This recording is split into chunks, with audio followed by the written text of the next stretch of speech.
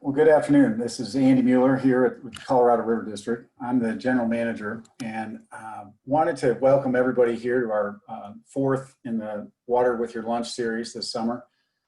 Today, we're going to be talking about the importance of senior calls on the Colorado main stem. Really appreciate everybody taking the time to join us today at lunch for this exciting discussion. We've got some great panelists lined up. We have Jim Pokrant, our Community Affairs Director at the Colorado River District. We have Mark Harris, the General Manager of the Grand Valley Water Users Association, and Faye Hartman, the Conservation Director for the Colorado River Program at American Rivers. And the two rights that we're going to focus on this discussion on is the Shoshone power plant right and the calls that it brings on the river and how it draws water westward for us, as well as the Cameo call down at the Grand Valley Roller Dam. Before we do that, I just want to touch on who we are at the River District. This is a map of our district. It's 15 counties on the western slope, so not the entire western slope. There are another eight or nine counties down below that are part of the Southwestern Water Conservation District. But we were formed in 1937 to lead in the protection, conservation, use, and development of the water resources of the Colorado River Basin. In doing so, we've been involved in a lot of work and discussions around both the Shoshone flows generated by the Shoshone call, as well as trying to make sure that the Cameo roller dam stays in place and functions so that all of us can enjoy it. One of the things about these water rights, they're two very different uses of water. One is completely non-consumptive at the Shoshone power plant. The other is a consumptive, primarily agricultural right, historically, although they also make hydroelectric power, as you'll hear from Mark, and growing suburban and urban irrigation water as well. But despite their difference, they are really important to the quality and just the existence of the West Slope in our communities. These are rights that help us keep water in the main stem of the Colorado River, despite the growing needs and the pressures from the Front Range.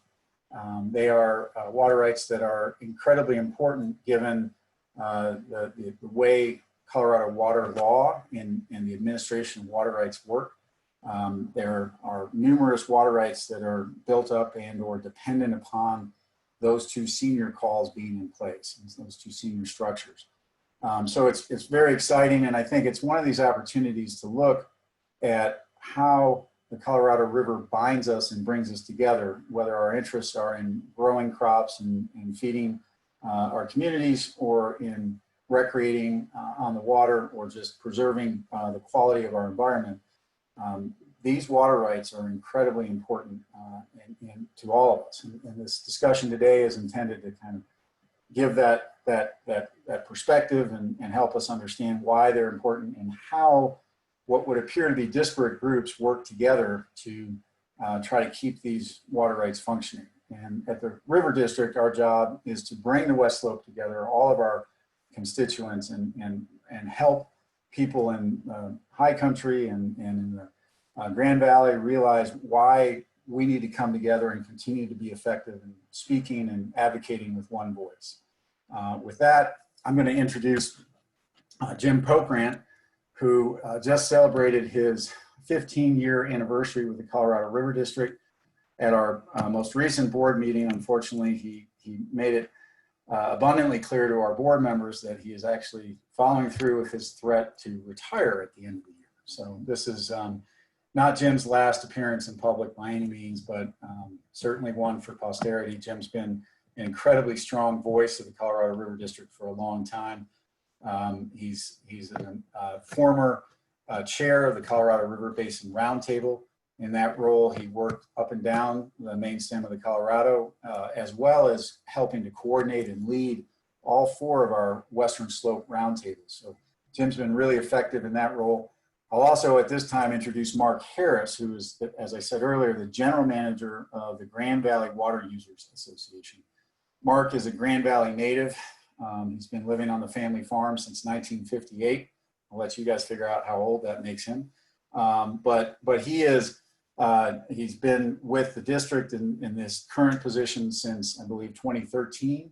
And in that position, he's brought a lot of voice from the Grand Valley into both the statewide discussions about the Colorado River, as well as our interstate issues that face the West Slope.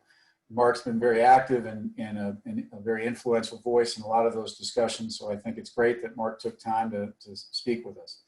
I'm going to turn it over to Jim. And Jim, if you want to go ahead and take it away. There you go.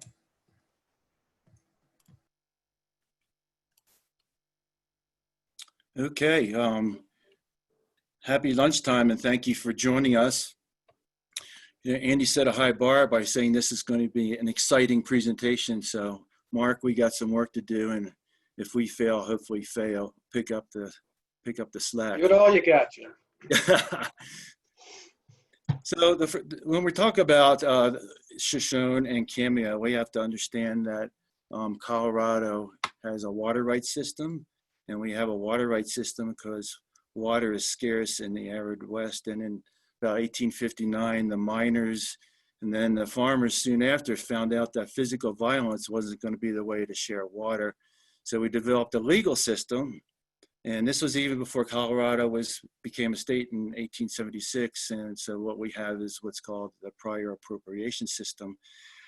And what a water user who applies to this system gets to use water is called a water right, and they actually get a piece of paper that certifies how much they get and what their place in line is. So a water right is your place in line and how much you get, and the prior appropriation system is the system of scarcity because we live in the arid West. And of course, this all becomes important as spring runoff diminishes and we get into the dead of summer, which we are now.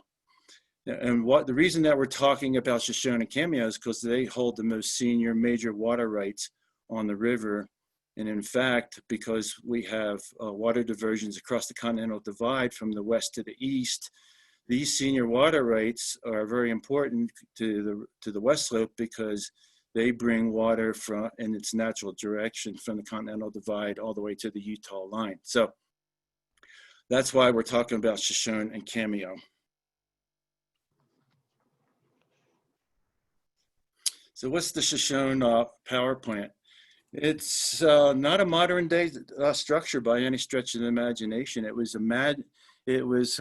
conceived in the early 1900s, and the water right is the big water right that we're all concerned about is dated in 1902, and that's for 1,250 cubic feet a second.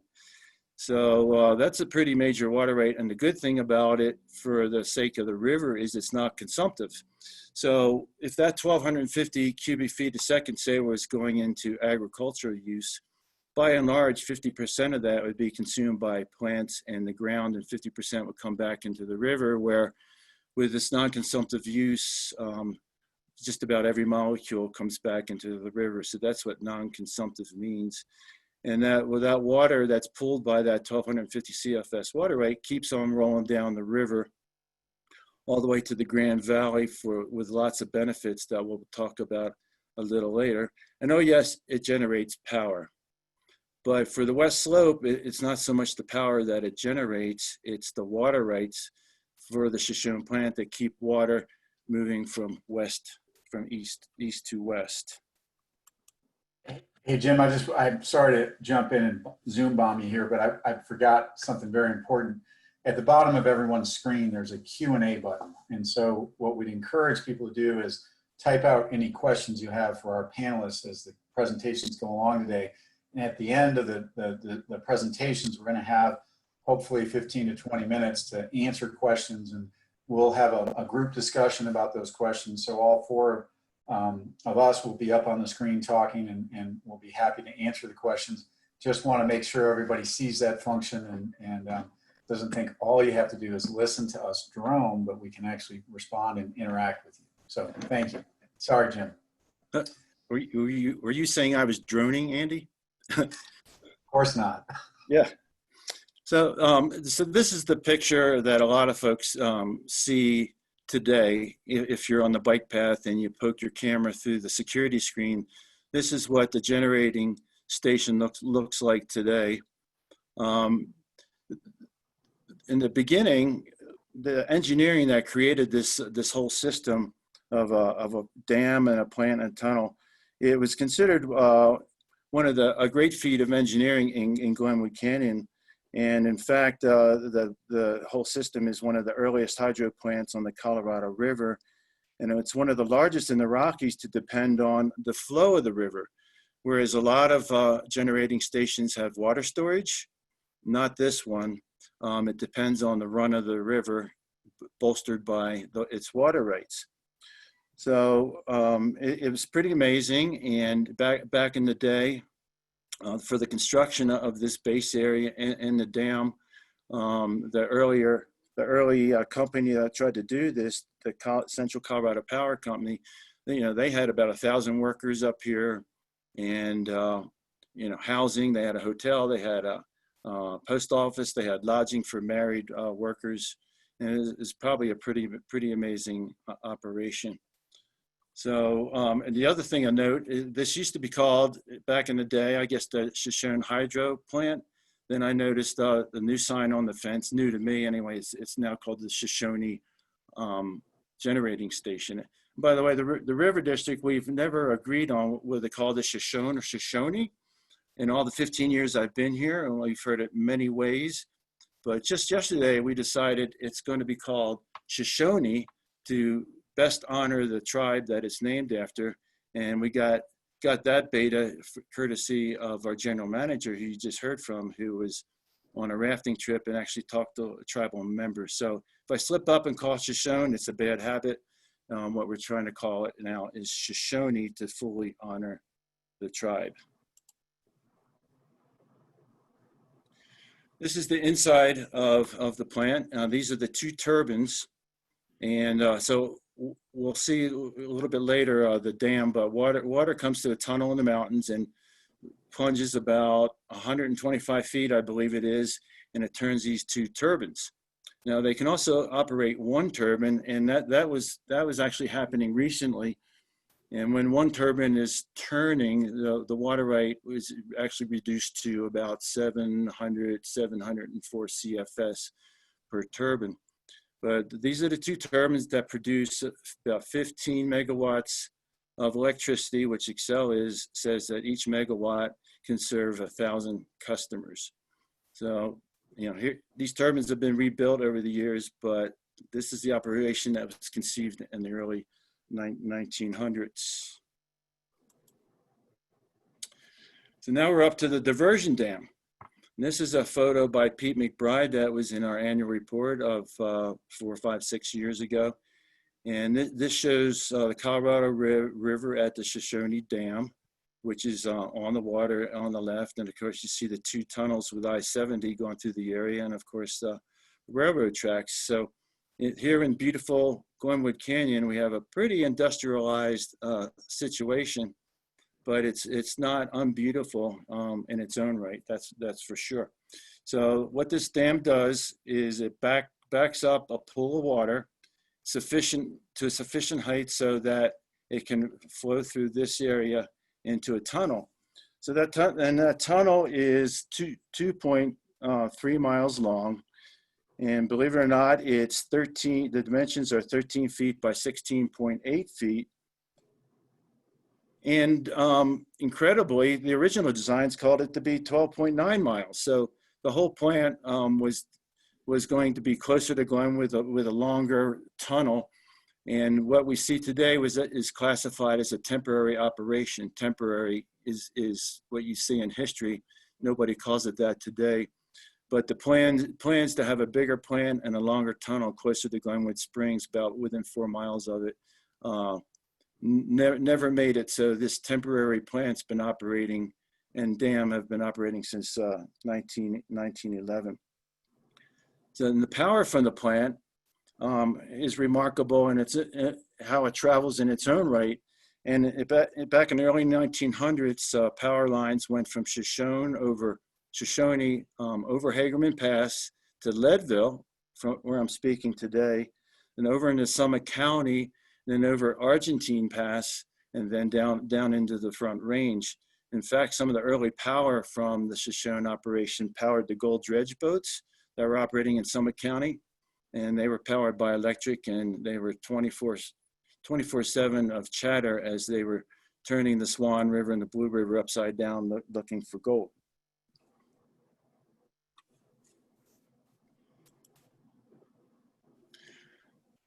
So these are the penstocks that bring the water down from the tunnel.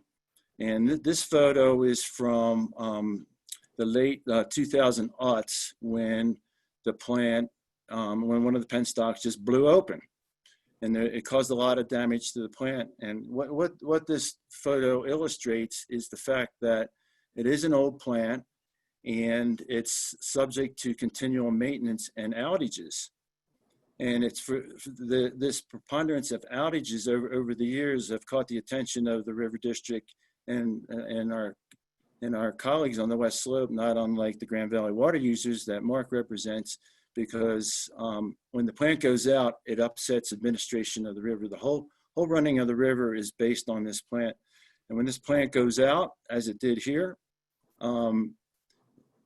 people felt the effects. And in fact, what's known as a Shoshone protocol was developed. And what the Shoshone protocol is, it's a cooperation of Denver Water.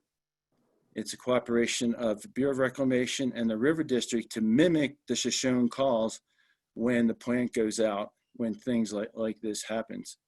And even recently, that Shoshone protocol was put into effect this spring because the plant suffered ice damage.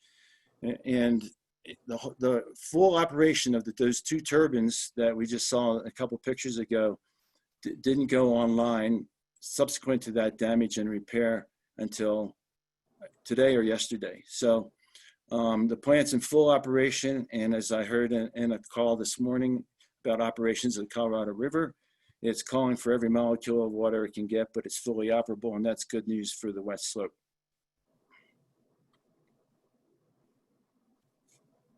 I didn't want to go that way.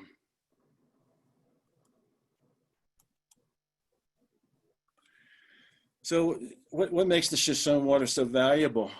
Yes, it generates power, and that's valuable to Excel. It's valuable enough that when that penstock broke that we just saw on the slide, they invested, I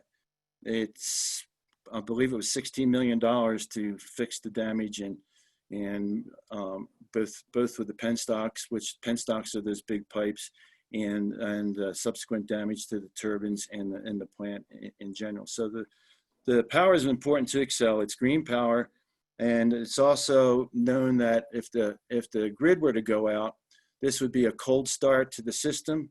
So what that means is if they need to prime the system with electrons, Shoshone would be doing that for Excel.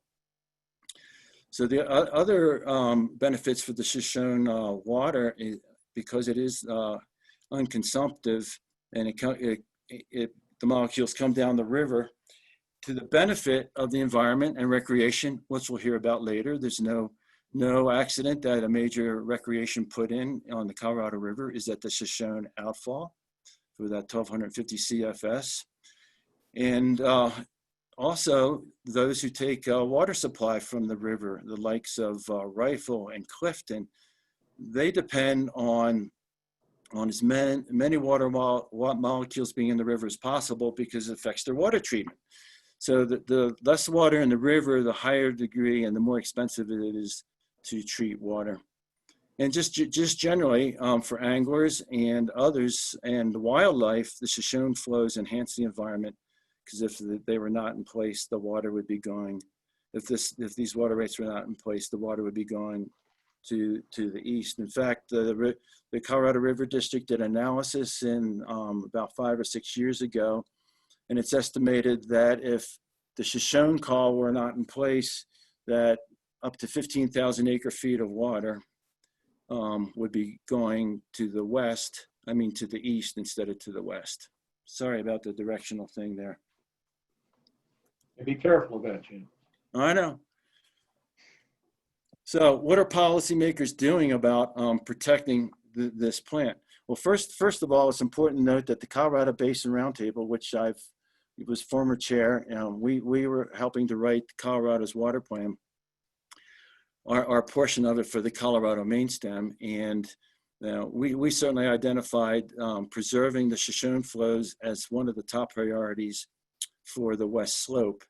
And we also identified Mark's project, or the Cameo rights, as equally important, and we'll of course hear more about that later.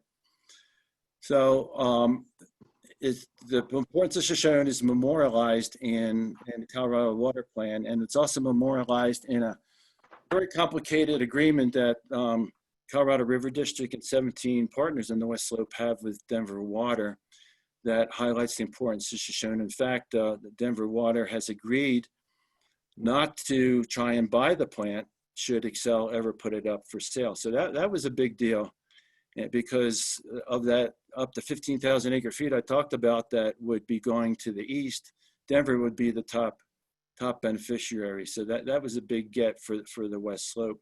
And they also pledged to help the West Slope get control of the plant if that were ever to be decided as an important thing.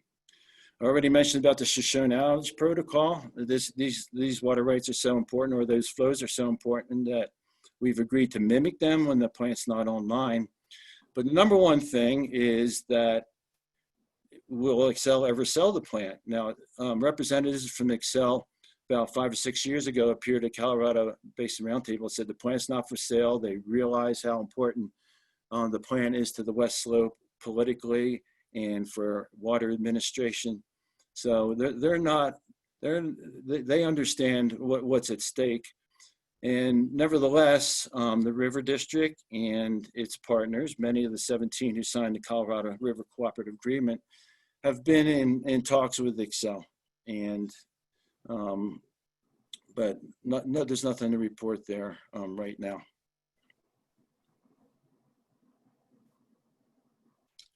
And this is where Mark comes in.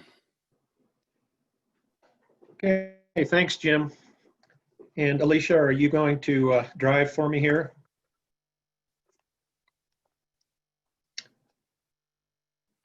Just in order to speed things up a little bit. So what is the Cameo call? And I guess let's go to that next slide. Let's hold her right there if that's where you're at. So it's a collection of water rights that are diverted at the roller dam, as you see here on the slide, plus what's diverted at the Grand Valley Canal in Palisade. And those water rights, Grand Valley Irrigation has a 520 senior water right, and a water that's a little bit more junior of 120, but theirs is a very senior water right, the most senior in the valley, and with maybe a minor exception, the most senior after Shoshone. Orchard Mesa's got 460 that we divert at the dam. We divert for Palisade irrigation, Mesa County irrigation, and the Grand Valley water users, we divert 850 CFS. We also divert, when available, the 400 CFS summer power right for the Grand Valley Canal. So you've got a total of 2,350 CFS. And the complication is that today, native flow is about 1,950. So there requires a significant amount of management on the part of a number of folks, including the River District, to figure out how we don't end up just drying up the river for other purposes, which we'll talk about a little bit. So that's the Cameo call. So Alicia, next, please. So one of the benefits, of course, of the as Jim pointed out, it is to overstate the importance of the Shoshone call to the Grand Valley. It keeps water coming this way for us and for others. But before water is what you see here. This was true of all of the canals in the valley. And what we've happened, what's that's led to is, as it says here, is robust agriculture that is included in the valley itself, but also since about 80% of farm revenue on the western slope comes from animal agriculture related. All of the things that you see there in hay and grain and cattle also support all the higher country needs for alfalfa that have to come out of the valley. And obviously then, as you can see there under the book cliff, the robust and reinvigorated wine and fruit activities on the eastern part of the valley. So robust agriculture is what we get out of the Shoshone call and the Cameo call for sure. Next.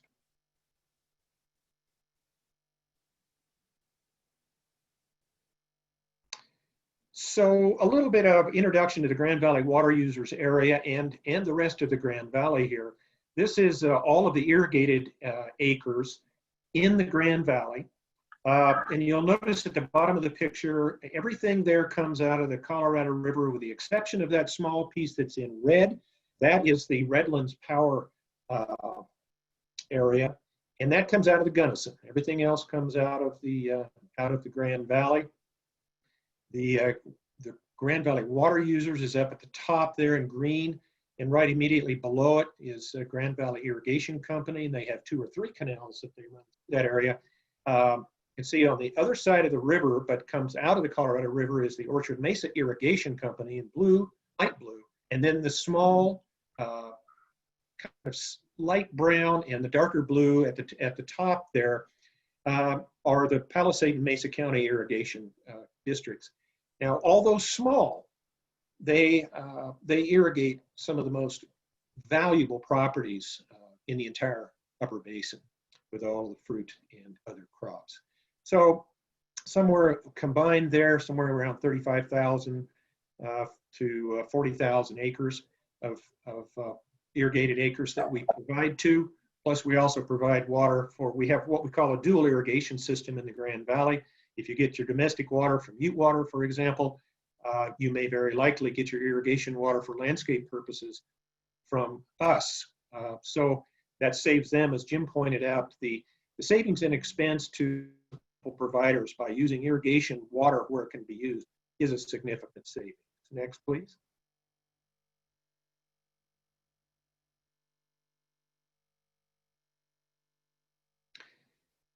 So the dam itself was dedicated in 1915. It remains to be one of the largest roller dams in the world, and it is on the register of historic places, which as you can imagine, all the work that we do up in the dam and canyon, we go through a fairly extensive NEPA process. We also, in 1998, as it mentions, put in a fish passage that many of you have seen. It's right next to the interstate, and that is part of a larger issue of work that we do on behalf of the 15-mile reach and endangered fish species. Next, please. So that work was begun. Actually, the Grand Valley water users was organized in 1905 after the U.S. Congress passed the Reclamation Act. Followed by the state of Colorado in creating enabling legislation which allowed organizations like ours to engage in repayment contracts with the Bureau of Reclamation. The project has been paid out. The title is still held by the Bureau of Reclamation. It's a transferred work, so all responsibilities for operations and maintenance and replacement are the responsibility of the Grand Valley water users. Next, please.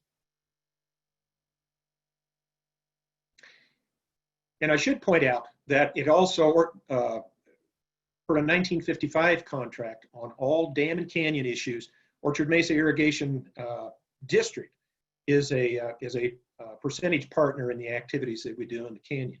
So there's a pretty nice shot of the roller dam itself. The rolls go up and down. The reason for that design was so that the pond behind the dam stays even.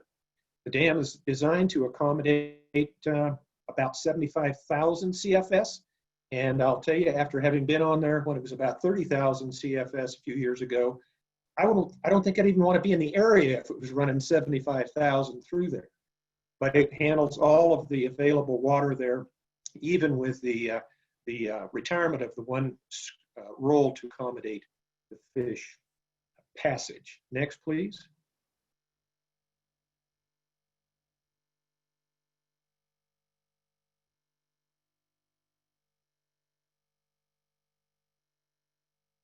Technology.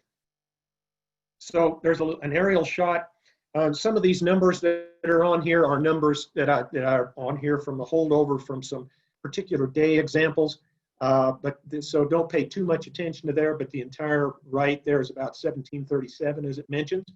And there's kind of how the thing works, and that introduces it. Next, please. Introduces it into the canal. We just spent $1 million at the upper end of that section of canal working on that. The River District was a participant in that project, I should say. So we bring it down about 5 miles down what we call the Canyon Canal.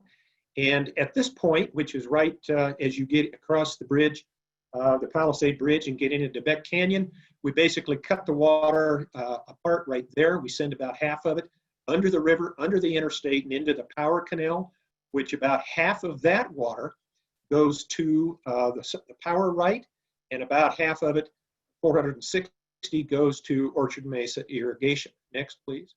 You can see the rest of it goes into tunnel number 3, which will handle about 850 CFS. This is the Grand Valley Power Plant. That is that architectural reclamation institutional gray on the left, and the original hydraulic power plant for the Orchard Mesa Irrigation Company district on the right. The importance of the water you see in the after bay there is it goes out to what's called the Orchard Mesa check, which is an administrative process as well as an actual physical process. This water can be made available to the GVIC water right, or it can be made available to the 15-mile reach. Next, please. That power plant also allows a number of protective mechanisms to bring water down to this point, into the valley, to the 15-mile reach and through it and beyond, provides a mechanism by which to protect that water to get it down here.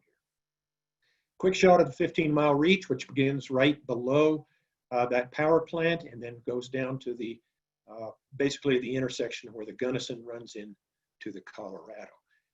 Very important stretch for ESA compliance for 2,200 and some odd water diverters, including those on the eastern slope. Very, very important section. We take our responsibilities and our involvement very seriously there, as most of our partners do as well. Next, please, Alicia. You may also notice that that 15-mile reach runs right through Grand Junction. So a lot of the water benefits that accrue to recreational in the Grand Valley are part and parcel of that as well. So next slide, please. Now let's go back up to the top of Tunnel 3 there. So we take water down through about an 8,000-foot tunnel, drop it down into Palisade, and we split it all up again here. We send some of it to Palisade Irrigation Company. Some of it goes to Mesa County Irrigation Company, and the remainder goes to the Grand Valley water users customers. We deliver water to Mesa County and Palisade both at this point and in a few locations directly out of the canal. Next, please. We actually use the Palisade irrigation water to hydraulically pump water up to the Mesa County Irrigation District. Pretty slick system. It works well, continues to work well. Only costs, $200,000 or $300,000 every little whip stitch to keep all of those parts and pieces running, but they do run pretty well. So the benefits of collaborative stewardship of all of these activities that Jim pointed out and that Faye's going to talk about, certainly here at the association, our #1 objective is sustainable agriculture. But sustainable agriculture has meant vibrant and sustainable communities for Western Colorado. The River District has been extremely important in providing that. But we also know in today's world that we've got to get what we need out of this, but we can't do it at the expense of the environment or other uses. And so we've got to have healthy rivers and streams as well. So at that point, Faye, take it away. Well, thank you very much, Mark. Really appreciate that. While we're getting Faye's camera on, I just want to once again introduce Faye and thank Mark and Jim. I did notice a good number of really great questions for the two of them coming in, and I love the idea that we get to challenge their minds a little bit more through these questions. So please feel free to use that Q&A function at the bottom of your screen to send questions for anybody. Again, as I mentioned, Faye Hartman with American Rivers is the Conservation Director for the Colorado River Basin Program at American Rivers. She has been with American Rivers for the last 10 years and has a BS in agriculture in applied economics and environmental studies from the University of Wisconsin at Madison. She's kind enough to join us out here, and according to her bio, she has some river called the Kickapoo as her favorite, which we won't take personally here at the Colorado River District, but we do appreciate Faye joining us. And Faye, we look forward to hearing from you. And again, as people are listening to Faye's presentation, feel free to send questions for Faye or anybody else. All right, here you go, Faye. Awesome. Thanks so much, Andy. I appreciate that. And while the Kickapoo is my favorite on the bio, there's definitely a lot of really amazing rivers in Colorado that I love to get out and explore. So there probably should be a few on there. So thanks to Andy and Jim for inviting me to participate in today's webinar. I'm really excited to be here and talk about the importance of the Shoshone and Cameo calls for recreation and the environment among their kind of more traditional water uses. So before we dive in, I just want to give a little bit of background about who we are at American Rivers. We're a national river conservation organization that's focused on protecting wild rivers, restoring damaged rivers, and conserving clean water for people and nature. We have offices all around the country that focus on different river basins and water management issues that are specific to there. Our Colorado River Basin program, obviously where I work, works on projects and policies from the headwaters here in Colorado all the way down to work that we're doing in Arizona.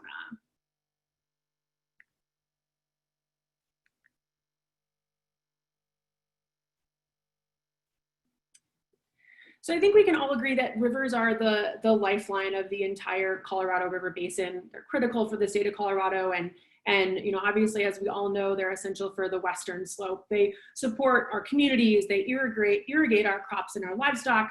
They're essential for recreation and are really critical habitat for so many different species of plants and animals. And at American Rivers, we recognize that everybody needs and deserves a healthy flowing river.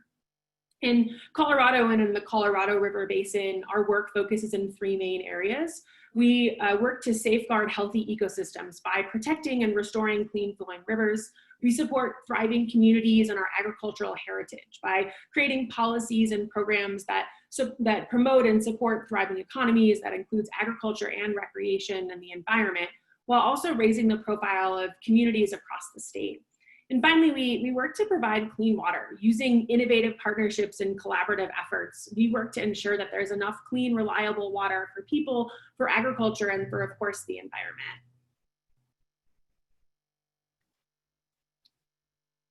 Oops, one too far. There we go.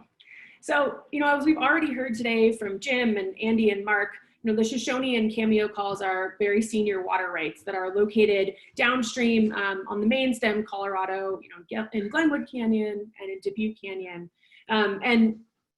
As both Mark and Jim mentioned, not only are these water rights really important to the use that the water is associated with them, but they're also really essential to the environment and to the recreation community, in the Western Slope in Colorado, and I would even say more broadly for all of those tourists who come and visit the great place that we live.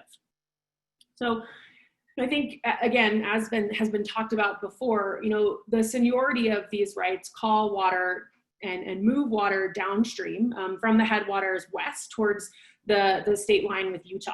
And while water is moving downstream for power generation at Shoshone and then agricultural use in the Grand Valley, it benefits the river, which means better recreation and also improving the local environment. I think it's it's really interesting when we think about Shoshone because, you know, it's a non-consumptive water right. That means that when the water is used at the plant and it generates electricity, it's then put back in the river and sent downstream. And this, you know, this call is really important because it enhances environmental and recreational benefits above Shoshone, but then also below it because it puts that water back in the river, and that's obviously really important. And, you know, American Rivers, you know, we work on a number of different things in different parts across the country. And some of our work in other parts of the country works to remove outdated dams.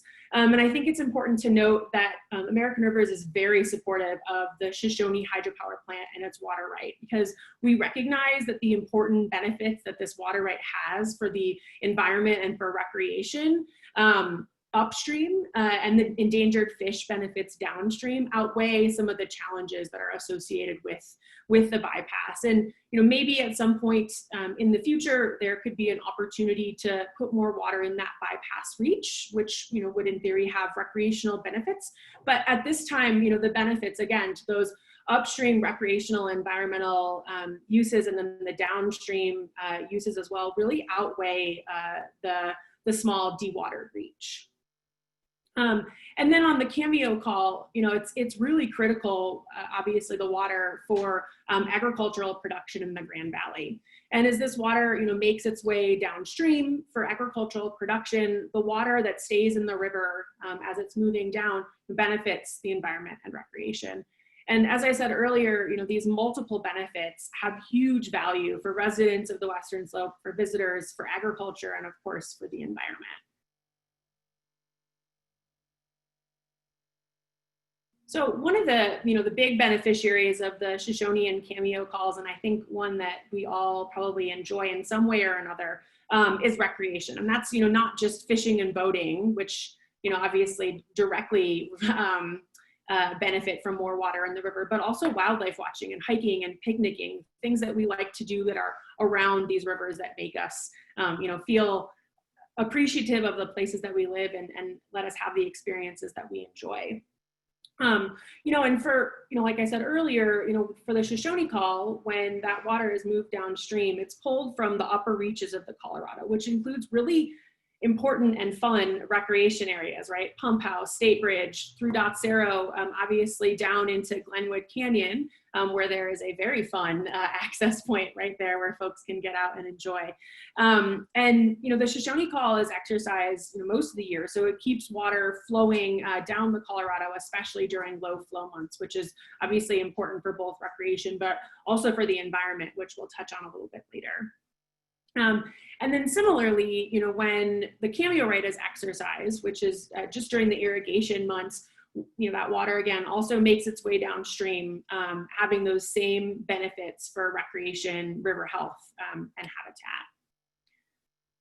And I also think it's important to note that, you know, recreation, while it's fun for all of us who like to get out and enjoy our rivers in whatever way we do, it also has very significant economic benefits for the state and for local economies. Earlier this year, Business for Water Stewardship released an economic report that highlight a number of the benefits that river recreation has for the state of Colorado. And so not only do they provide some really impressive and amazing state level statistics about the benefits of river recreation, but they also break down these benefits further into individual basins. And the Business for Water Stewardship found that communities around the main stem Colorado River and its tributaries, so like the Eagle and the Roaring Fork, just those are two examples, benefit significantly from river-based recreation. You know, over 2.7 million people recreate annually on rivers in the Colorado Basin, and that contributes, you know, almost $4 billion, $3.8 billion in economic output, over $2 billion to GDP, and it provides over 26,000 local jobs to the area surrounding the main stem itself. And the water from Shoshone and Cameo are really vital to that thriving recreational economy.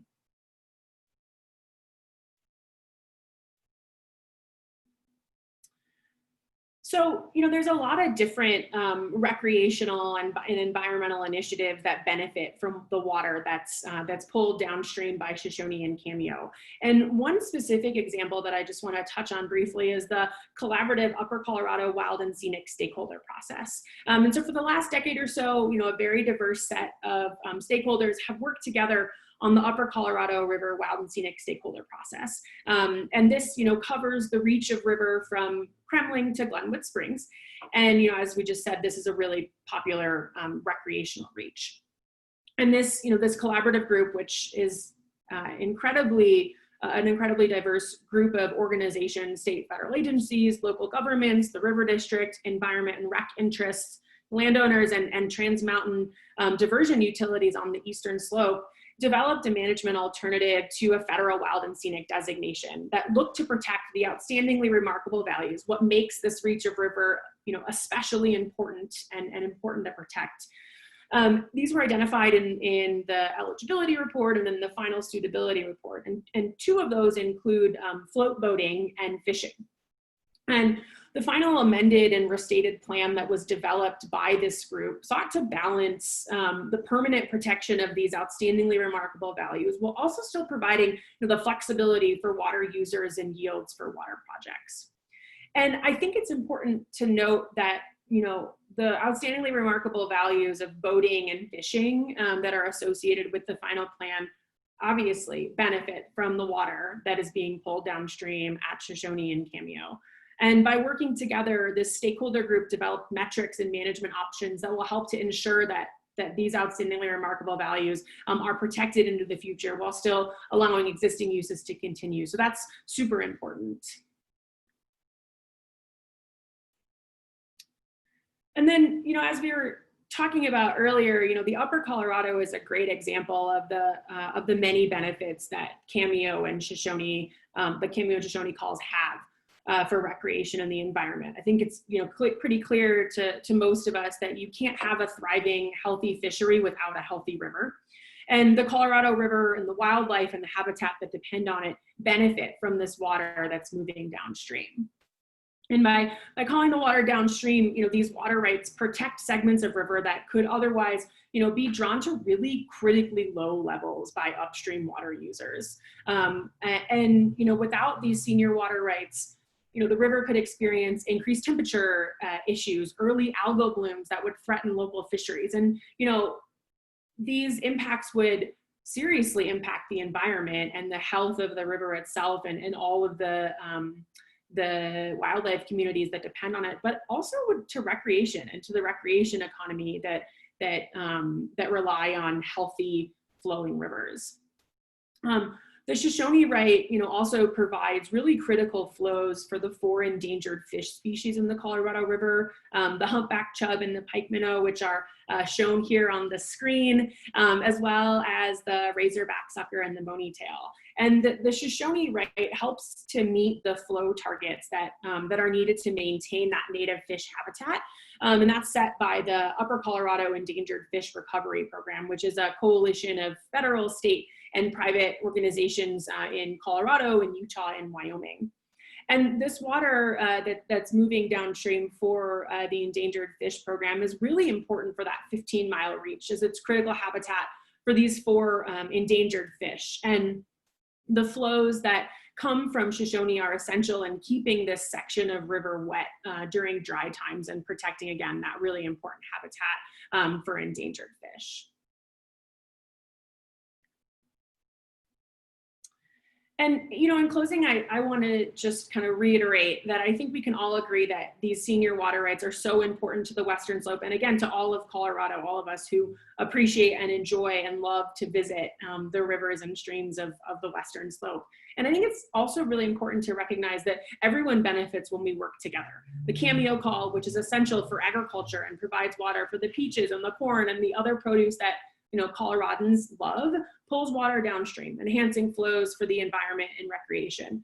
The Shoshone water right, a non-consumptive water right, is critical water that powers homes, but it's also vital for the environment, for recreation, all the way up to the headwaters and then downstream as well. And the next time that you're driving west on I-70 or on the bike path, or you're out exploring, in your raft or in your kayak on the Colorado River, just remember how important, these calls are and the many benefits that they provide for agriculture, for recreation, and for the environment. And I just want to thank Andy and Jim for inviting me to join this presentation. It was a pleasure to present with the two of you and obviously with Mark as well. So thanks to them, and then obviously thanks to all of you for tuning in. Well, thank you so much, Faye. That was a really fantastic presentation. Really always appreciate hearing your perspective on things and really enjoy it. And if we can just bring Mark back on as well. We're going to have, as I said earlier, we've gotten quite a number of great questions and really appreciate it. My guess is we won't be able to cover them all. So if we don't hit your question, I apologize. It's not because we're ignoring you, but I do think there's some really great questions that have come in. So I think the first one gets into the meat of kind of Colorado water rights, and I'm going to toss this one to Jim first, but I'm happy to, Jim, if you throw it back to me because you want me to try to answer it instead. But since you're the panelist, this is a question that says that the only part of a water right that can be sold is the consumptive use. Is that statement accurate? And if so, could the Shoshone water right be sold? And what could the purchaser do with a non-consumptive water right? I'll take the first part, and the questioner is correct. The only part that you can sell is your consumptive use. So if you can divert 10 CFS, but only 5 CFS is actually consumed, that's the only part that you can sell. And Andy, I'll let you take the second half of that question. Sure, and the second half of that question had to do, and Eleanor, I'm just going to ask you to leave those up instead of taking them out when we're talking about them. Just on my screen, it just disappeared, so I apologize. But the second half of that question, if I can get my camera back on. Second half, well, I would say this, that traditionally, yes, in the consumptive water right, in a consumptive water right, the primary amount that you get to transfer, the valuable portion of that water right, is what's consumed. So most water rights are expressed in their court decree in their original court decree by the amount that they have the right to divert. And those original court decrees generally don't identify how much of that gets consumed and how much gets returned to the river system. But under Colorado law, what really matters if you're ever going to transfer that consumptive water right is you quantify the historic consumptive use based upon the application of water and the evapotranspiration of the growing crops or the industrial use that you're putting it to, and you average that over a certain period of record or a number of years, and then figure out what it is that you're selling, right? And water courts will allow you to transfer that historic consumptive use subject to a whole bunch of requirements about not injuring other people and other water right owners. But in a non-consumptive water right, obviously the questioner is really, it's a great one. Under that prior theory I just discussed, there'd be nothing to sell. In reality, it's a right of diversion and a return at a very specific place. And so theoretically, someone could sell that water right to another company. For instance, Excel was not the original owner, or Public Service, who was one of Excel's sub companies, was not the original owner. Another entity owned it. They sold it to Excel along with the right of diversion at this point. Now, could that be moved downstream or upstream by someone who is going to engage in a different non-consumptive use? Theoretically, yes. It's hard to imagine what that might be. In this right, what we're more concerned about is the right just ceasing to be used. So an entity might purchase the right from Excel and just stop using it, so that the call no longer impacts people who say want to divert water to the east to the Front Range. So they would buy it and shut the plant down, or retire the water right, have the water right voluntarily abandoned, and then it would no longer control that pull down the river. Jim mentioned this earlier, and I think it's really important that the primary beneficiary of the XL power plant going under, or the Shoshone power plant not working anymore, would be Denver water. They could get as much as 15,000 acre feet a year in additional yield in their existing system on their historic water rights. So that happens. What I'm saying is, and this ties into some other questions that are being asked, if that power plant goes down and there was no Shoshone outage protocol in place, we would see Denver just increase their diversions and bring additional water across to the front range, or at least not drop water in from one of their reservoirs where they're augmenting our system. So it's fairly complex, but the answer is Denver would benefit to the tune of 10 to 15,000 acre feet. Northern water would have some benefit in certain years. The Windy Gap participants, which are municipal sub-district of Northern, so the Northeastern Front Range, would benefit to some degree. And Colorado Springs and Aurora would benefit from their Blue River system. So there are a number of potential parties that would benefit at the expense of having water in the Colorado on the West Slope. Denver Water has signed an agreement that it won't purchase the Excel power plant or interfere, and will cooperate with the West Slope interest to try to make sure we control it in a permanent sense. So that's a really important issue where I think that the non-consumptive nature of it is often hard to wrap one's head around it in terms of what you would do with that. Mark, there's a question for you, I think, that ties into what's the total consumptive use of the Grand Valley system? What's your consumptive use these days? How much of it, maybe another way to say that is, does some of that return to the river, and if so, how much, and how much does not? As Faye would probably know, being an ag major, it's a moving target that's hotly debated in the community as to what that number should be. But this is one way that we answer that question. Out of that 2,350 CFS water right at the Cameo call, keep in mind that part of the right that Orchard Mesa has is a pumping right to pump their irrigation water up to the top. So there's 272 CFS returned to the river, along with 400 CFS of the summer power right that are non-consumptive. So 672 of that goes back to the river right off the bat. The other thing that I should mention before we talk about the remainder is that improvements to our system of that water that's made available from Shoshone down to here is on an annual basis. We're providing to the river, the 15-mile reach, about 60,000 acre feet annually of foregone diversion at the dam. And that means that we're delivering all of those people's water rights that they have coming to them and doing it with 60,000 acre feet less. So of that, if you take off those non-consumptive uses out of there, the estimates are from somewhere between 50 and 80% of the remainder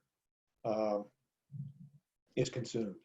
Big range, but that's it depends a lot in what the overall average is.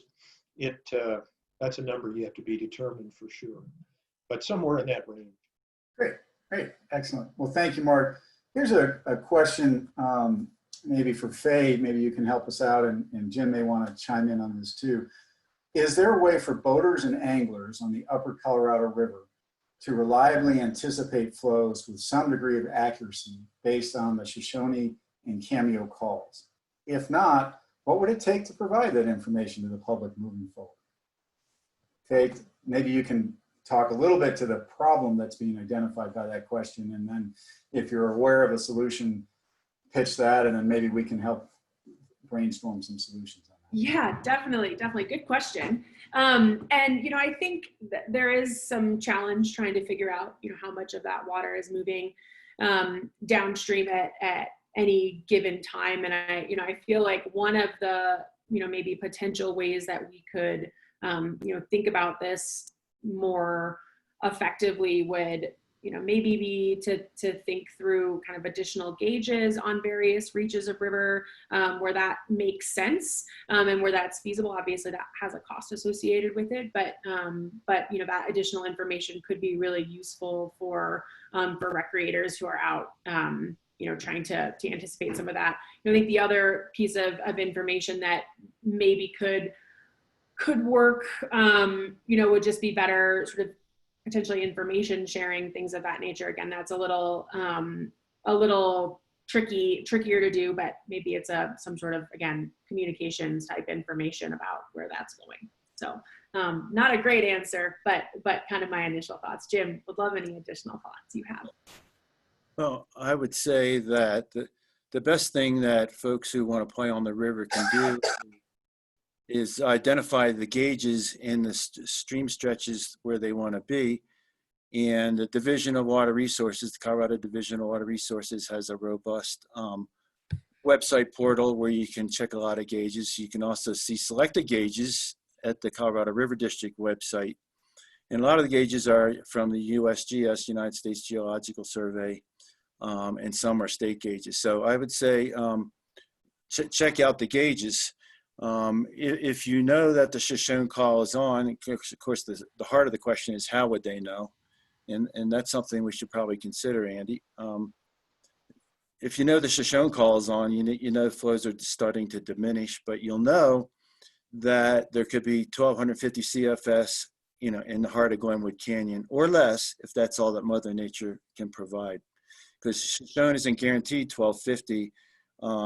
It's what nature can provide, which is sometimes underneath that number. Andy, one of the things a couple of years ago, I think it was, and Jim, you may recall, and you may also, Faye, but occasionally there are requests by certain recreational organizations, say the Gore Fest, had a target of the best ranges of flow. Now, oftentimes, as Jim mentions, it's impossible to try to hit those targets, but the communication that you suggested gave everybody a chance, at least on a very brief basis, beginning, with deliveries out of Green Mountain and Wolford and so forth, to accommodate what they needed as best we could. And there's times where that can't be done, but I think there's a growing recognition that if there's ways to accommodate those needs without undue damage to those senior water right holders, people are willing to try to do what they can. Well, thanks, Mark. Yeah, I think that, those efforts around the Gore Fest are really important and show, again, that collaboration between the consumptive water user community and the recreational community. I know the River District has both amped up its releases from Wolford in certain years and then lowered them in certain years in order to make sure that that flow level is reasonably safe at that festival time. The other point I would point out as a boater, I often turn to the Colorado River Basin Forecast Center because and look at their forecast models, because they'll go out 10 days in terms of almost every gauge on the river. They'll show you where they anticipate that gauge being with some accuracy in the next 10 days. And I think those folks at NOAA are pretty good at taking into account all of the different variables that go into the Colorado River. So I would encourage you to look at that as well. And I think maybe we can work at the River District on trying to help coordinate some of the information that might help both boaters and anglers on that. Well, you have some good links already available, Andy. Yeah, we do. And I think if I can maybe turn to the next question, I'm just trying to find the ones that are maybe on topic today. There are lots of questions, by the way, about speculation in the Grand Valley and water rights, and maybe we'll get to that in a minute, but I do want to try to answer the ones that we're looking at today. And if I can, I just want to, well, here's a question, Mark, for you. Since the Grand Valley Water Users Association has paid back the entire cost of the roller dam, why didn't Reclamation sign over the title to the GVWA instead of just transferring ownership obligations as opposed to ownership rights? And Andy, you may have some, we don't resort to regular violence anymore. We use legal violence is the way that we do these things today. But you may have a better answer than I do. But that's just kind of the way these contracts were written up in the beginning. is that, and these reclamation, probably rightly so, considers these to be assets that belong to the people of the United States of America. And that those assets were managed for that purpose. But it also gave them a way to, rightly or wrongly here, to maintain ownership, but also transfer the costs of maintenance and operation. And that's the way those things were done. Now, there are new opportunities these days there's some streamlined opportunities to transfer certain kinds of transferred works to those of us who are contracting entities.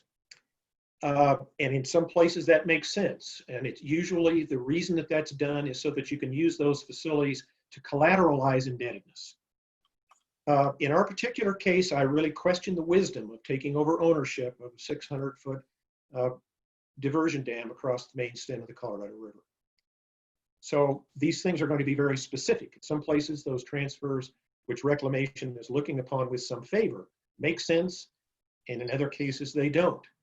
The Grand Valley Power Plant, for example, is not a transferred work. We have a license of power privilege there, so we have a whole different set of arrangements. But it's a good question, and it's one that's being asked a lot, and that's currently our perspective.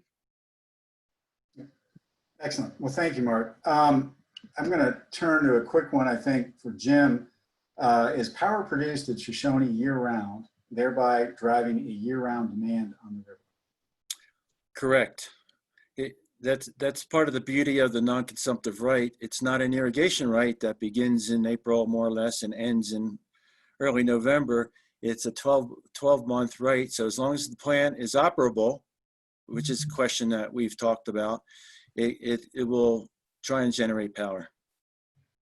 And I think the key, I would say to that, just to throw in a little commentary, is that because it is a year-round right, it keeps water in the river during the winter when the Cameo call would not. And that's a really important issue for all of us on the West Slope who care about the fish habitat and the environment and even the recreation. I mean, I've been seen on the river just out through Glenwood here fishing in January and February. So it is something you can do, and it is important for the life of those fish to have plenty of water in the winter, and that calling right is really important for that. Sorry, Faye, I didn't mean to steal your thunder. It's okay. It's okay. I mean, I will say I never have, but I know there's also a big, or maybe big is not quite the right word to use, but a crew of people who get out and paddle in Glenwood Canyon at the beginning of every year. So power to them for withstanding that chilly temperature. But yeah, it's hugely important. That is true. And then another question, and I think maybe Mark and Jim, well, actually any one of the panelists, Faye too. There's currently 494 CFS in the Colorado River going through Palisade and Grand Junction below the Grand Valley diversion. Colorado Parks and Wildlife has said that 810 CFS is the minimum required flow for fish habitat. And I actually think that's the U.S. Fish and Wildlife Service. That's the target flow for the endangered fish, the 810. What regulations are in place to help keep this minimal flow in the river? Jim, you want to start? Go ahead, Mark. You start. Okay. You were on the call today.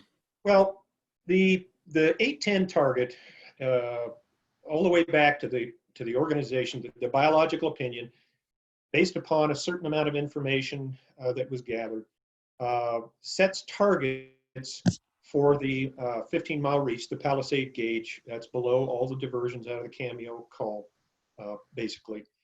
And that's a target that has been judged to be a realistic target for the year based upon the kind of year it is, and that's a dry year target.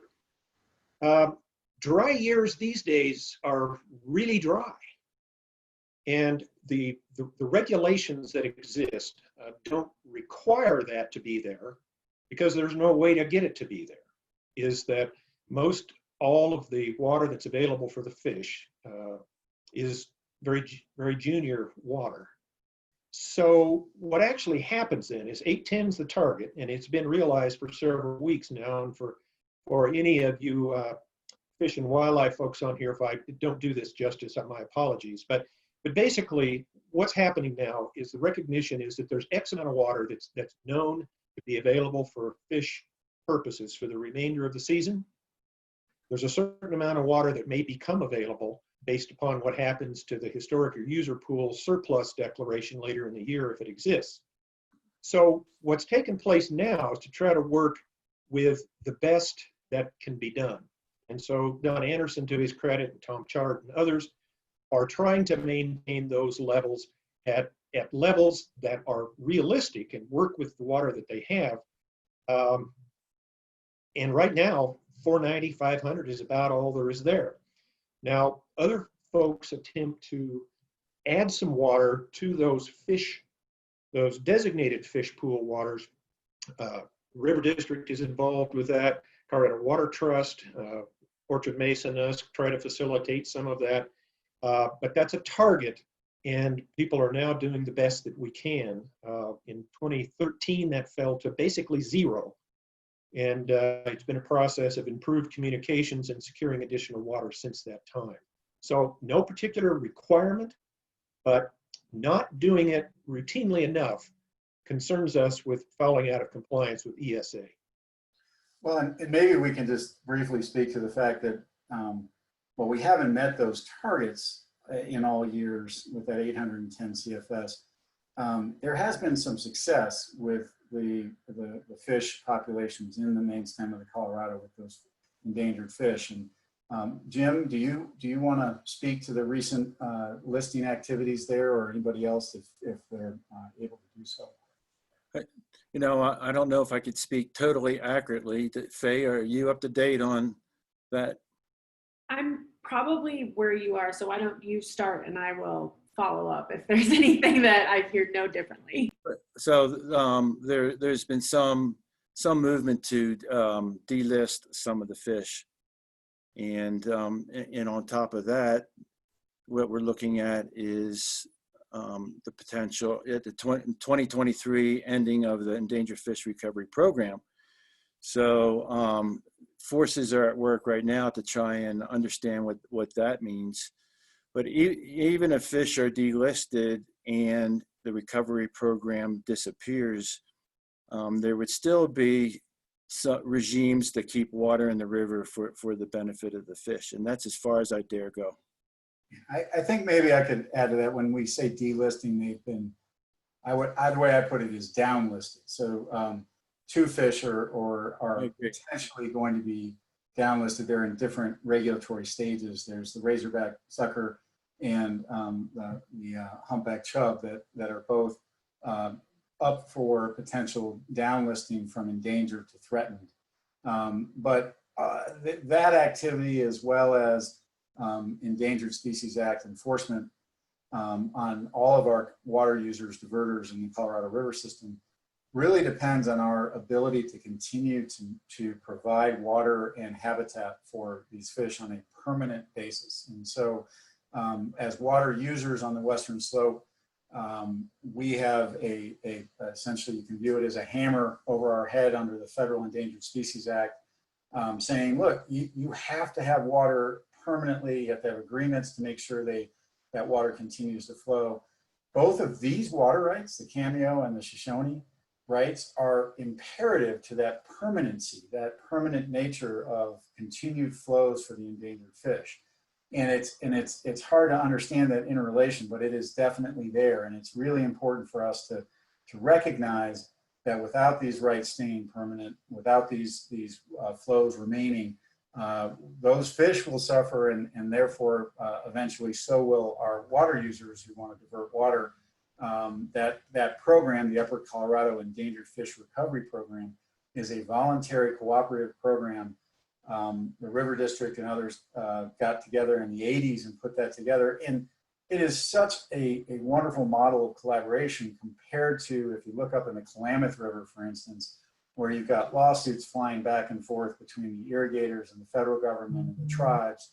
And it's really disastrous. So we want to prevent that from happening. There is a transformation occurring in 2023, as Jim just alluded to, the legislation that authorized this program ends in 2023. It is likely that some form of this effort will continue, but it's not clear as to what exactly that will look like. I have to say it is unfortunately time to call it quits today. There are a number of really good questions still out there. And I want to encourage anybody who's put a question to look at the chat where all of our individual emails have been provided. And if you have a question specific to me, please feel free to hit my email with it. There are a couple that I really wanted to get to that I just we're not going to be able to do so, but please reach out to any of the panelists. I want to just quickly let everybody know that Colorado River District is holding a State of the River virtually for the Colorado main stem on August the 19th. Would encourage you, there's a link again in the chat to the registration for that. It's also on our webpage, coloradoriverdistrict.org. That's August 19th. And we'll be answering a lot of the really good questions, hopefully that were raised today at that State of the River seminar. That's an hour-and-a-half evening production. So you can sit down with a cocktail in your own living room and watch us. And the good thing is that if you have more than one cocktail, you still can't throw things at us. So we appreciate that. We really appreciate everybody joining us. We really enjoy doing this part of our job at the River District, which is educating and helping people understand the complexities of the Colorado River. Thank you again to Faye and Mark for joining. I also want to thank Eleanor and Alicia, who are working on our staff in the background to actually make this work, because God knows Jim and I couldn't do that. In fact, you would have a blank screen and probably no volume, no audio. So really appreciate everybody helping out at the district and our presenters. Thank you again to everybody. Please feel free to email us with your questions, and we look forward to seeing you next time. So thank you.